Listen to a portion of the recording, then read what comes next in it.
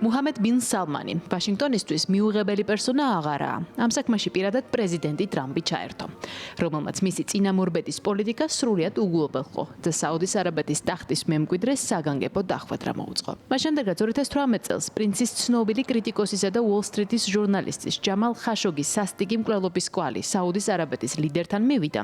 შტატებსა და ელ-რიადს შორის ურთიერთობები გაცივდა. დღეს ეს უკვე წარსულია. წინამორბედის ჯო ბაიდენის სურათი თეთრ სახლში აღარც კიდია. მის ნაცვლად ამერიკის შეერთებული შტატების მოქმედმა პრეზიდენტმა მხოლოდ ხელმოწერა ჩამოკიდა და საპრეზიდენტო ხეივანი პრინცსაც სიამაყით დაათვალიერებინა. 7 წლის შემდეგ ვაშინგტონში პრინცის პირველ გამოჩენას პომპეზურობა არ აკლდა. ოვალურ კაბინეტში ჩვენ სტუმრად გვყავს უკიდურესად პატივცემული კაცი, ჩემი დიდი მეგობარი. უკვე დიდი ხანია. ამაყი ვარ იმ საქმით, რასაც ის აკეთებს. იქნება ეს ადამიანის უფლებებისა თუ სხვა მიმართულებით.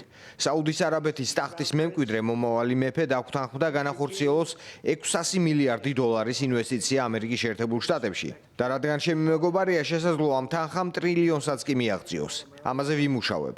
ეს კი ნიშნავს ინვესტიციას ჩვენს კომპანიებში, უოლ-სტრიტში, მეტსამუშაო ადგილებში.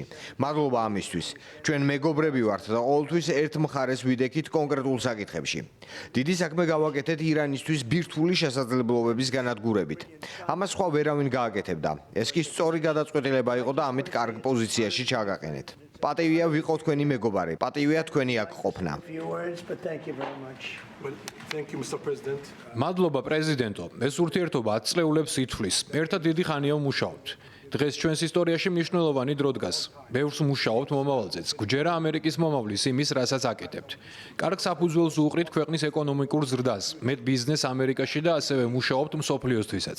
ხვალდაზე ჩვენ უკვე განვაცხადებთ, რომ ზრდით 600 მილიარდიან ინვესტიციას 1 ტრილიონ დოლარამდე. შეთანხმებები, რომლებსაც დღეს ხელს ვაწერთ, ამის საფუძველს იძლევა და ისინი მეტწილად ტექნოლოგიებს, ხელოვნურ ინტელექტს, ნედლეულსა და სხვა მნიშვნელოვან მიმართულებას ეხება. ეს კი ბევრ საინვესტიციო საშუალებას აჩენს.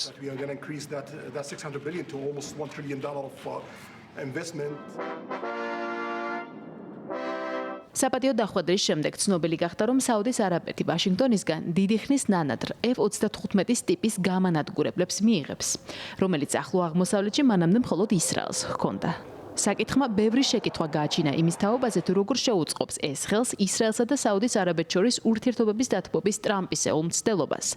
თეთრი სახლის ნარატივში იგრძნობა, რომ საუდის არაბეთი მისი საკვანძო დასაყრდენია რეგიონში.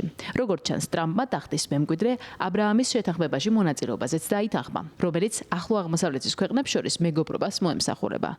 შეთანხმებაში უკვე არიან მაროკო, ბაჰრეინი და არაბთა გაერთიანებული საემიროებიც. ვაშინგტონში თვლიან, რომ ამ თანხმობით არაბული სამყაროს დიდი ნაწილის თანხმობასაც მიიღებს, თუმცა ელ-რიადს ამ მხრივ საკუთარი პირობები აქვს, რომელიც პალესტინის სახელმწიფოებრიობას ეხება. საუბრებიდან გამოჩნდა, რომ ელ-რიადი დიპლომატიურ მოლაპარაკებებში საკმაოდ მძლავრად პლავირებს. ტახტის მემკვიდრე პრინცმა დამირეკა და კონკრეტულად მთხოვა სირიაზე დაკისრებული სანქციები მომეხსნა. მოგეხსენებათ, სირიის ლიდერი ახალხან აქ ვსტუმრობდა. კარგი შეხვედრა გქონდა. ის ძლიერი ადამიანია ამ თანამდებობაზე. სირიას უზარმაზარი პროგრესი აქვს. შესაბამისად, პრინცის თხოვნა გავითვალისწინეთ და არა მხოლოდ მისი, თურქეთის პრეზიდენტმაც ერდოღანმაც იგივე მთხოვა. თქვა, რომ თუ სირიაზე სანქციებს არ მოხსნიდი, შანსს არ დავუტოვებდი სირიას და თუ მოხსნიდი, მივცემდი მას შანსს. შედეგი კარგია. როდესაც F-35-ებზე ვსაუბრობთ, იქნება თუ არა ისინი იგივე საუდის არაბეთისთვის დიახ. გეტყვით, რომ საუდის არაბეთი ჩვენთვის დიდი მოკავშირეა, ისევე როგორც ისრაელი. ისიც დიდი მოკავშირეა. აბრაამის შეთანხმებაზე საუდის არაბეთისგან პოზიტიური პასუხი მივიღე. ვთვლით, რომ ახლო აღმოსავლეთის ყველა ქვეყანასთან კარგი ურთიერთობები კარგია და გვსურს ვიყოთ აბრაამის შეთანხმების ნაწილი. თუმცა ამასთან გვსურს დავწმუნდეთ, რომ არსებობს ნათელი გზა ორი სახელმწიფოს პრინციპთან დაკავშირებით. ბატონ პრეზიდენტთან ამაზე ჯანსაღი საუბარი მქონდა. ვიმუშავებთ ამ საკითხზე. ჩვენ გვსურს მშვიდობა ისრაელისთვის, პალესტინისთვის, მთელი რეგიონისთვის. საუდის არაბეთის გულისმოგება დონალდ ტრამპს არ გაუჭირდება. საზეიმო მიღებაზე მან თქვა ის, რაც ორ მხრივ კავშირებს სერიოზულად გააძლიერებს და ეს თავდაცვას ეხება. საუდის არაბეთი არასდროს ყოფილა ისე უსაფრთხოდ, როგორც ის ახლაა. ყოველთვის არსებობდა შავი ღრუბელი თქვენს თავზე, რომელიც ზოგჯერ ძალიან იზრდებოდა, მაგრამ ის გაქრა და სურს ასეც დარჩეს. დღეს სიამოვნებით გაგაცნობთ, რომ ჩვენს სამხედრო თანამშრომლობას კიდევ უფრო მაღალ დონეზე ავიყვანთ. მე საუდის არაბეთს ნატოს მთავარ არაწევრ მოკავშირედ ოფიციალურად ვაცხადებ. ეს კი ძალიან მნიშვნელოვანი რამაა მათთვის. ეს საიდუმლოდ შევინახე ამ საღამომდე. ვულოცავ საუდის არაბეთს.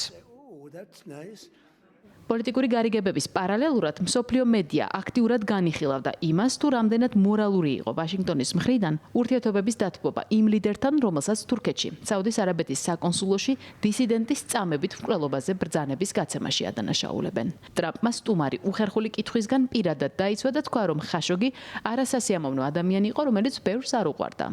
ჯამალ ხაშოგის მეუღლემ პასუხი მალევე დააბრუნა. იმედგაცრუებული ვარ ჩემი ქმრის დახასიათებით, როგორც წინააღმდეგობით სავსე ადამიანის. სურს ვუპასუხო პრეზიდენტ ტრამპს. თქვენ ჩემს ქმარს კარგად არ იცნობდით. ვისურვებდი შეგხვედროდით და მეტი მეთქვა მის შესახებ. ის ძალიან ღია ადამიანი იყო, ძალიან დიდი პროფესიონალი და მამაცი ადამიანი. ის ვინმეს რომც არ მოსწონებოდა და ასეთი რამ ხდება ხოლმე, ეს არ ამართლებს მისი მოტაცების წამებისა და ნაკუწებად ქცევის ფაქტს. არ არსებობს მიზეზი, რომელმაც შესაძლოა გაამართლოს ეს დანაშაული. ამის ახსნა შეუძლებელია. He was a brave man as well.